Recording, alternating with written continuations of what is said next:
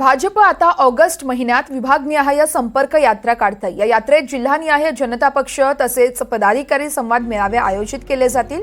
विभागनिहाय नेत्यावर यावेळी जबाबदारी देखील दिली जाईल। राज्यातील 32 नेत्यांवर भाजप पक्षश्रेष्ठींनी विधानसभा निवडणूक संदर्भात थेट जिल्हानिहाय जबाबदारी सोपवली आहे। या संदर्भात सागर कुलकर्णी आमचे प्रतिनिधी अधिकची माहिती देत आहेत। सागर, भाजप आता ऑगस्ट महिन्यात विभागनिहाय संपर्क यात्रा काढताय, कुठेतरी सामान्य जनतेपर्यंत पोहोचण्याचा भाजपचा प्रयत्न पाहायला मिळतोय। सामान्य जनतेपर्यंत पोहोचण्यापेक्षा विधानसभा निवडणुकीमध्ये जवळपास सर्व जनतेमध्ये जाणं, तसंच मुळात पक्षांचे जे पदाधिकारी आहेत त्यांच्याशी संवाद करणं अशा स्वरूपाच्या कार्यक्रमाचं हे नियोजन दिसून येते। मुळात आता याच्यामध्ये सगळ्या विभागनिहाय त्या भागांमधील भाजपाचे जे प्रमुख नेते आहेत त्यांच्याकडे तशा स्वरूपाची जबाबदारी दिली जाते। उदाहरण जर घ्यायचं तर मराठवाड्यामध्ये पंकजा मुंडे असतील, रावसाहेब दानवे असतील आणि अशोक चव्हाण यांच्याकडे काही जबाबदारी दिली जाते असं माहिती मिळते। पश्चिम महाराष्ट्रात केंद्रीय राज्यमंत्री मुरलीधर मोहोळ यांच्याकडे आता जास्त विशेष जबाबदारी दिली जाईल असं सांगितलं जातं।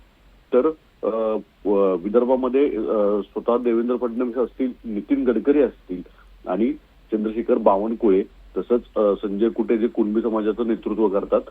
म्हणजे काही ठिकाणी जात धर्म फॅक्टर हा फार महत्वाचा भाजपाने केल्याचं दिसून येतंय, कारण की लोकसभेच्या निवडणुकीत भाजपाला विदर्भ आणि मराठवाड्यात ज्या पद्धतीने फटका बसलेला आहे त्याच्या करेक्शन्स करताना आता भाजप संघटन दिसून येते।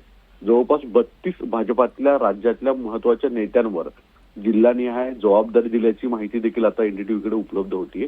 आपणास माहित आहे की लोकसभेला ज्या पद्धतीने मोठा फटका, राजकीय फटका, लोकसभेत जागा ज्या पराभूत झालेल्या आहेत, यानंतरनं केंद्रीय मंत्री अमित शहा आणि भूपेंद्र यादव यांच्याकडून फार महत्वाच्या जबाबदाऱ्या देऊन त्यांनी आता पुढील काही राजकीय संघटनात्मक बदल देखील महाराष्ट्रामध्ये दिसून येत आहेत। निवडणुकीच्या दृष्टिकोनातनं अशा स्वरूपाचे बदल येत आहेत। आता याचा नेमका फायदा किती होतोय, खरंच राज्य सरकार भाजप म्हणून संघटनांमुळे यशस्वी होतंय का, हे पाहणं देखील औत्सुक्याचं असणार आहे। निश्चितच सागर, ऑगस्ट महिन्यात ही संपर्क यात्रा सुरू होते। नेमकी किती दिवस ही संपर्क यात्रा चालणार आहे, काही माहिती आहे का या संदर्भात?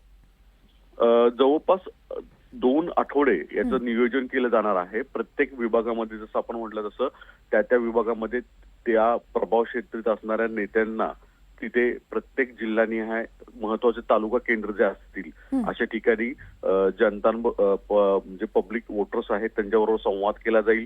त्यांच्या जिल्हानिहाय, तालुकानिहाय भाजपाच्या संघटनात्मक नेत्यांशी, पदाधिकाऱ्यांशी संवाद केला जाईल।